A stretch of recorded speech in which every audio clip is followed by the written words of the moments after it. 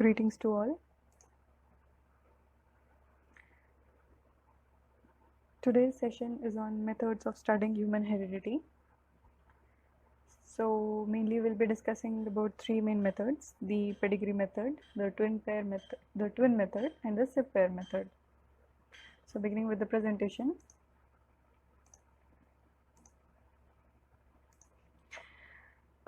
There was a major biological revolution when we talk about 19th century. It was called as evolutionary theory that provided many realizations that humans evolved from primitive primates, that humans are a part of animal kingdom, and there were different laws of heredity that were applicable to all the living beings, especially humans.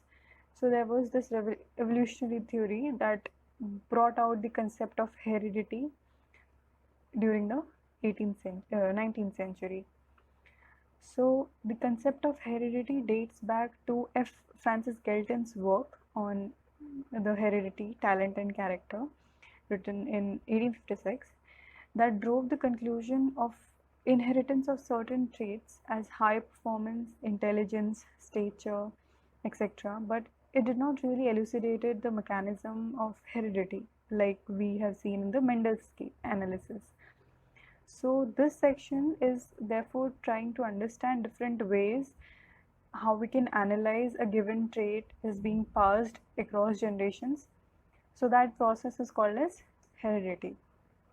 So in this presentation we'll be discussing three main methods: the pedigree method, the twin method, and the SIP pair method. Starting with the first method, the pedigree method. So basically it's a diagrammatic representation, as you all know, of familial relationships amongst relatives, among siblings, among the parents and the children. So it represents a chart of family histories which shows the phenotypes and the family relationships of the individuals. When we talk in terms of social anthropology or the social sciences, trying to understand this kind of relationship, it's called a genealogical method. So this chart displays a family tree that helps to analyze the pattern of inheritance of a particular trait across the family. Like in this case, there are certain rules that we study this pedigree method.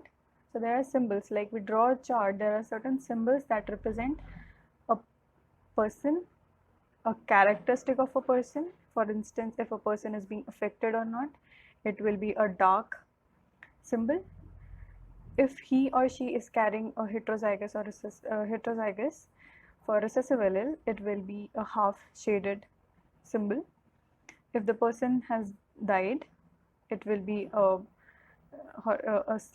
diagonally slash mark. Now, in case when we start drawing the pedigree chart, the person who is the first hand informant is known as proband or the index case. That is the first affected family member who is here seeking the medical attention, right? And when we talk of genealogies in social anthropology, the term that we call is ego. So in this method, we generally record full names or say date of birth, generally because that could be helpful in obtaining the hospital records if required, just to analyze the medical conditions of a family of certain generation. Then we also record the age at onset and the symptoms in the affected relatives. That must be documented. There should be some details on abortion, stillbirth, infant deaths, marriages, consanguinities, and details much more like that, right? Now there are certain pros and cons for this method. For instance, though it determines the genotypes and the phenotypes of certain generation or say within a family, it could help us identify the pattern of transmission, the mode of inheritance of a trait, and also certain genetic risks. But on the other hand, it is difficult to collect the information because of certain recall bias that is there, and also there could be insufficient information. The family or say a relative may not have enough information that could be helpful in identifying what mode of inheritance that pedigree depicts, right? Although it is used in many applications such as genetic counseling, gene therapy, but there are certain genetic disorders who may have multiple sources, multiple patterns of inheritance. So what about those genetic disorders that could not be traced using the pedigree method? So these are some pros and cons and the details of pedigree method. Coming on to a second method, that is the twin studies. The twin study method. Firstly, let us understand what the twins are, as we are all aware that there are two types of offsprings produced by same pregnancy that would be called as twins. And there are two types of twins, the monozygotic, also known as the identical twins, and the dizygotic, also known as the fraternal twins. So those who originate from splitting of a single zygote developing into genetically identical individuals, they also have generally seen that they also have the same sex. On the other hand, when the two ova are produced at about the same time and they are also fertilized by two different sperm cells, then they are called as the fraternal twins, and they are genetically no more similar than what we see in the ordinary siblings, and they can be or they could be different. They can be same, they could be different sex with equal chances.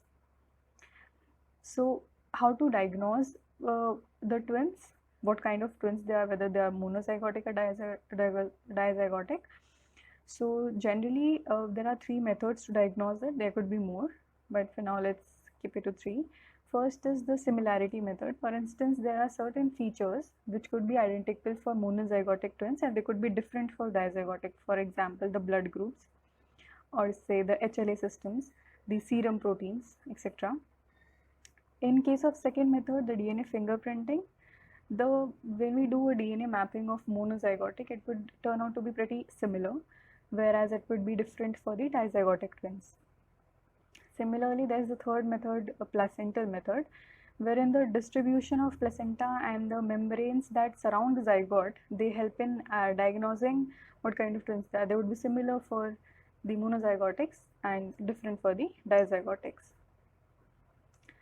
Now, why do we use this twin studies method? Basically, it's used across the world to distinguish what is influenced by genetics and to identify what is being influenced by the environment.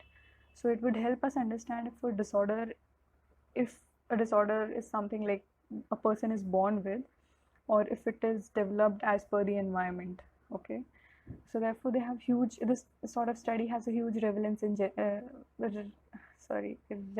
genetics, especially in understanding the role of heredity and environment in development of traits.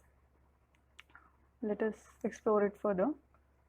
So there are two specifically going into the twin methods. There are more, but for the exam point of view, let's keep it to two main methods. One is the heritability method, and the other is the determination of zygosity. There is also a co-twin method. So firstly, the heritability estimates. It refers to the amount of variation resulting from genetic differences as a proportion of total phenotypic variation. Okay, so let's observe it from a formula where VGH refers to the heritability estimate, and VG reflects the variations which are based on genetic reasons, and VE represents the variation based on environmental reasons. So the amount of variation resulting from the genetic differences as a proportion of total phenotypic variation. So phenotypic will also be influenced by the environmental conditions, right? Now, when we talk of genetic variations, that would also implicate upon the difference that we see in the genetic composition between the dizygotic and the monozygotic twins, right? So the equation could be when the variation of dizygotic is subtracted by the variations among the monozygotic twins, that will give us the genetic variations. So we'll replace by genetic variation by the variations between the dizygotic and monozygotic pairs. Similarly, we'll get this formula. Now generally it is based on comparison of concordance rates of the monozygotic and dizygotic twins. Now what exactly is the concordance rate? Let's say for a disease or trait,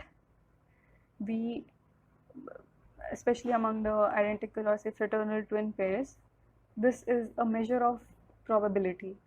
So if one twin has a specific trait or condition, what is the probability that the other twin has the same trait or the disease, right?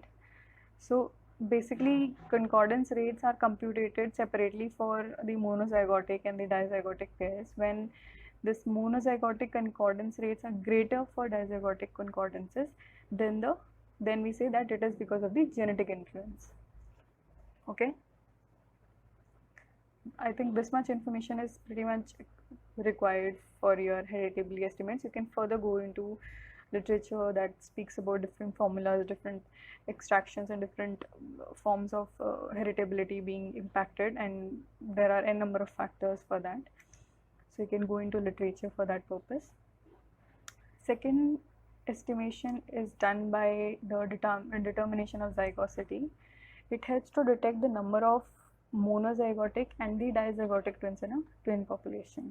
That's the simplest understanding that could be given to it. There are other tetrachronic correlations methods and co-twin method. So for example, co-twin method says, in generally when we do twin studies, we understand the twin pair as a unit and we compare it with the other twin pairs.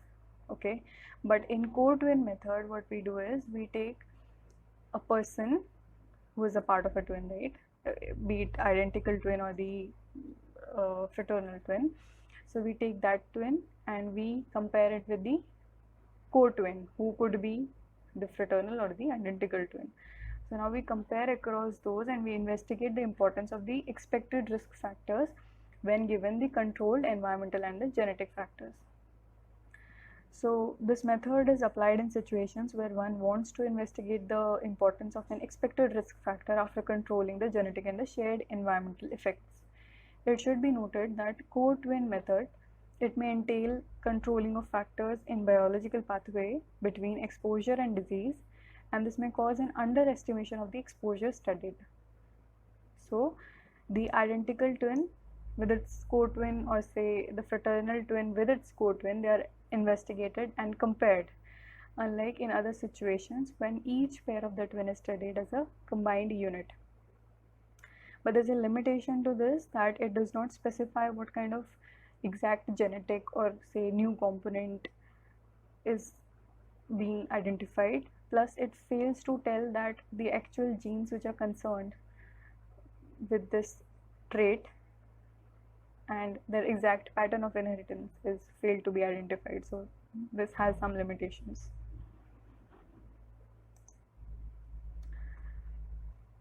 So now coming on to the comparative analysis of what are the advantages and limitations of this method. So basically when we say twin studies, it allows segregating out the genetic as well as the environmental factors for a given trait of interest. It can estimate the proportion of variance in a trait which are attributable to the genetic versus the environmental reasons. And it can also improve the statistical power of genetic study by reducing the genetic or the environmental variability. But on the other hand, when we say about twin studies, then we cannot really generalize it to the whole population per se. Also, when we say it could not be generalized because there is also lack of randomization, plus they are different with regard to the developmental environment as two fetuses are growing simultaneously, right? Now, some researchers have also suggested that the genetic factors that may lead to a higher incidence of twin births in some women. So even though there has been a lot of changes in the field of genetics over time, twin studies, which was based on assumptions in 1920s, is still being followed, and therefore it is being largely flawed. Most of the findings from twin studies are often misunderstood, they are misinterpreted, and they are blown out of proportion, not just by the media, but even by the serious scientists who get their works published. There could be many twin registries depending on the voluntary participation of twins. So this leads to volunteer bias or the recruitment bias. There could be special type of selection bias which may lead to over-inclusion of identical or say female twins, and then resulting in overestimation of the heritability of the trait or conditions like that. And the use of twins does not allow the researcher to consider the effects of both the shared or the shared environment and gene environment interaction simultaneously. So this can be addressed by including additional siblings in design for that matter, right? Coming on to the third method, the SIB pair method. It was given by Penrose in 1930s. So basically, when the mode of inheritance through different laws of Mendel could not be established, or when the data from only one generation are available, in that case we generally prefer the SIB pair method. There was a scientist named Ott. He referred to this discovery as cutting of the Gordian knot. This came in reference with Alexander's life situation, where he was challenged to disentangle a knot, and no one was able to do that previously. But when his turn came, so he cut through the knot with his sword.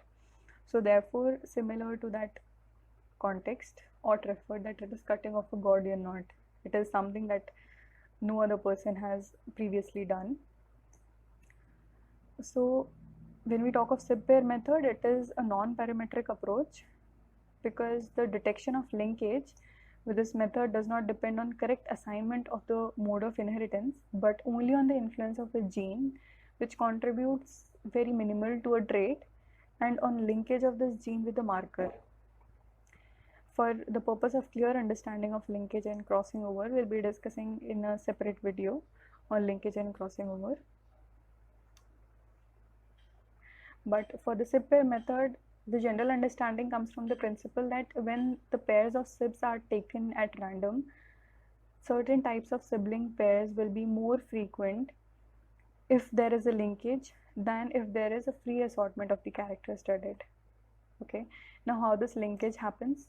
Basically, it depends on the location of genes on the chromosome, how closely or how compactly are they near to each other. For example, let's say this is the chromosome and here is the gene, which are closely packed. In that situation, we can say yes, the genes will be linked and they will be transferred to the next generation as a unit, as a pair. They will be transferred to the next unit. They'll be inherited as it is. So in that case, the genes are linked. Similarly, the process of SIB pair linkage also indicates on the same lines. Basically, it's a technique based on principle that phenotypically similar SIBs, they tend to have excess of sharing of relevant chromosomal regions, while dissimilar ones, they tend to have lower sharing. Pretty much clear? Now, in other words, it's also detect the form of linkage for a marker among the affected siblings that share alleles which are identical by descent. Often that is expected by chance. There are some estimations done through the sharing patterns to study the SIB pair methods. Generally, it is performed in two ways. In first case, we draw an inference on the family inheritance patterns, and we also assess whether there is a genetic linkage or not, right? So there are certain challenges associated with SIB pair method. For instance, there could be one or more than one chromosomal location that is identical by descent, and what about that situation? So how is that being studied in case of SIB pair? In second case, only the consanguineous relatives do see the form of linkage that they're talking about, and in other case where there's non-consanguine relationships, this form of linkage is generally not observed as per the research evidences. Furthermore, it's a surprisingly complex procedure, so therefore it's less common, would be more preferable. So therefore, other methods could also be used to study human heredity, like we do an epidemiological study, we do adoption studies, we do biochemical studies, epigenetics, karyotype analysis, etc. So this was more or less about the different methods of human heredity. Here are certain practice questions for you. Kindly write the answers in brief as possible. and try to understand the presentation and write the answers in your own words so that your understanding is much clearer instead of copying exactly from the write up or say from the presentation. Kindly try to frame your own understanding. For further references, you can refer to these articles.